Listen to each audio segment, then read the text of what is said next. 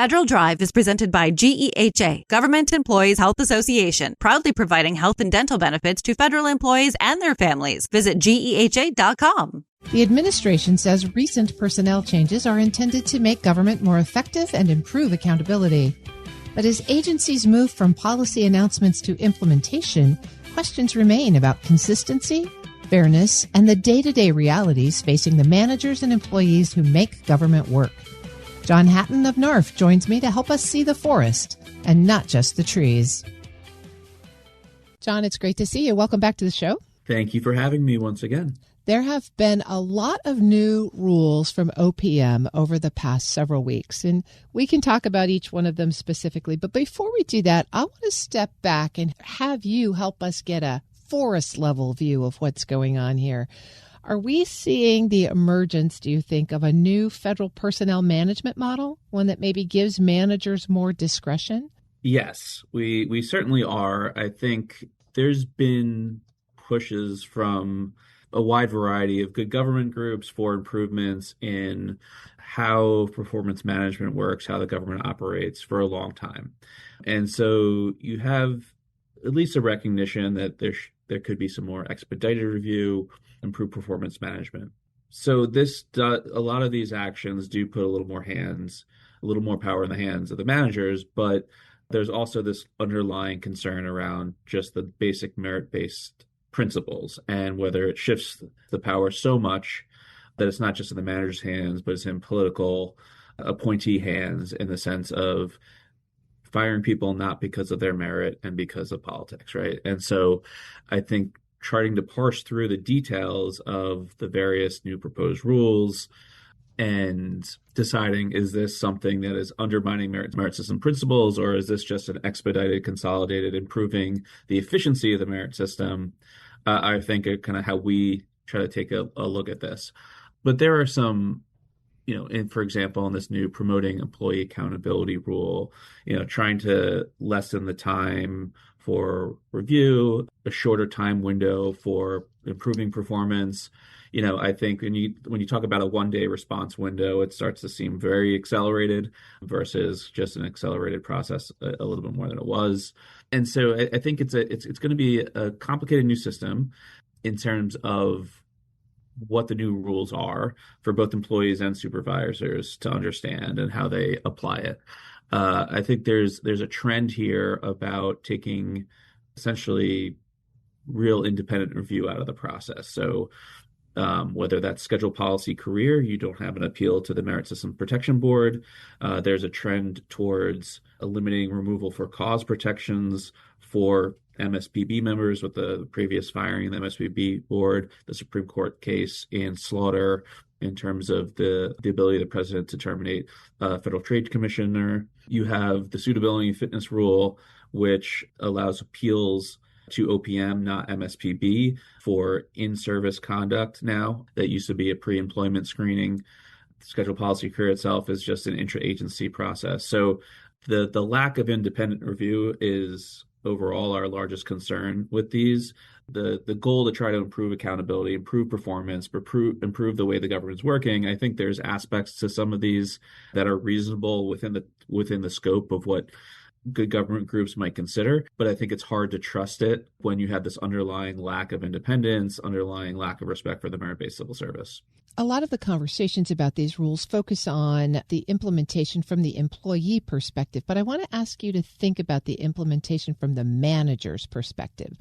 OPM has argued that the separation practices were so complicated that managers wouldn't even tackle them. So do you think that these new rules, if they move forward, will actually make it easier for managers and HR offices to address performance problems? I think they will have less constraints that may lead to more arbitrary standards across the government.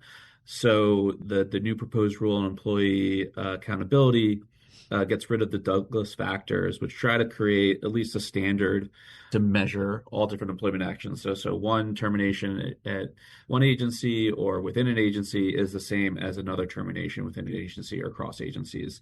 Now they're trying to move to totality of the circumstances. So in one side of things, you can kind of make up any reason for termination outside prohibited personnel practices. On the other hand, you don't really have guidance as a manager as to kind of what's going to be okay and what's not. So I think that may lead to lack of uniformity and discipline. And I think that causes some problems. Now, will this, I think, potentially allow managers to move forward with whatever they think is the right decision and they want to fire somebody?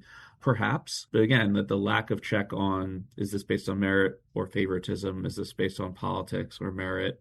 Those types of things. Is this, one supervisor being pretty trigger happy versus another, and then two different employees in similar situations are not treated the same?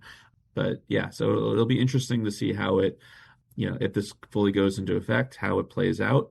There is at least some direction for training in this employee accountability rule. So that's a positive. If you're going to change the system, you do need to train managers on how to use it and how to do performance management and review. John Hatton is Staff Vice President at the National Active and Retired Federal Employees Association. John, let's pull that training thread just a bit more. It's been a long-standing complaint that federal managers don't get enough training in personnel management and performance management. What would NARFE be looking for here to make sure that the training that's going to follow these rules is useful and effective? Yeah, I think we'd be looking for a little bit more guidance in terms of the standards, a little bit more guidance in terms of making sure you're treating everybody based on merit. So, at the training level, I think maybe you can try to instill some of that culture of preserving the merit-based civil service. I think just learning any new rule and kind of what can I do now, what can I not do before, I think is always going to be helpful. So I think both training on the changes in rules, one, and training on just how to be a better manager and make sure you're focusing on performance and you're not just focusing on your non-management role, but you're really taking the time to work with people in a way that you're in partnership with your employees to fulfill the mission. And from the employee perspective, trying to make sense of all these changes, what are the specific protections or rights or procedures that folks should be paying close attention to over the next few months? Well, so one of the biggest, there's a few changes I think that really stand out, where there's the scheduled policy career where you're moved, potentially reclassified into this new accepted service system where you don't have this appeal to the Merit System Protection Board, certainly a concern. You have the non-disclosure agreement that could come out that you'll be asked to sign. That's paired with that suitability and fitness rule. So if you decide not to sign the non-disclosure agreement, are you determined unsuitable or unfit to hold office? And so that then threatens for an agency referral to OPM to then say you're removed from service based on that, and it has nothing to do with performance. So they are really creating an entire framework around their system of recentering the presidency, this unitary executive theory, and undermining kind of what were laws from Congress dictating this, some protections for employees to ensure merit system remained intact. Are you expecting that the real understanding of how all of these pieces fit together is going to require or rely on the outcome of some court cases? Oh, it certainly will. I mean, the scheduled policy career is being challenged in court, including by NARFE and other entities. There are going to be challenges on a lot of these rules, either because of the process or because of their consistency with the Civil Service Reform Act. And so, where this lands at the end of the day is certainly uncertain. At some point, Congress could step in. I don't anticipate that between now and the end of the year, but we could have a different looking Congress next year, and there could be efforts to put some checks on this. Court cases are certainly relevant. It's not just are the correct procedures being taken here pursuant to the Administrative Procedures Act. It's not just does this conform with the Civil Service Reform Act, but we're seeing the Trump administration make arguments on constitutional grounds. We saw them on day one say all these laws regarding this senior executive service where we have to have removal for cause, they are unconstitutional and they impede our Article 2 authority. So they made that argument in the Slaughter case of the Supreme Court that they could fire the Federal Trade Commissioner.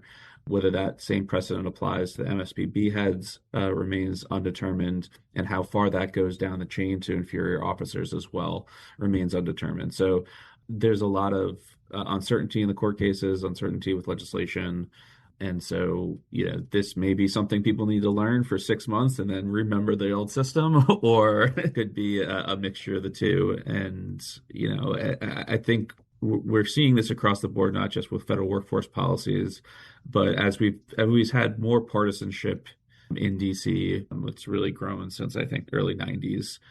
And bigger swings between the parties, I think you're seeing much bigger swings in policy.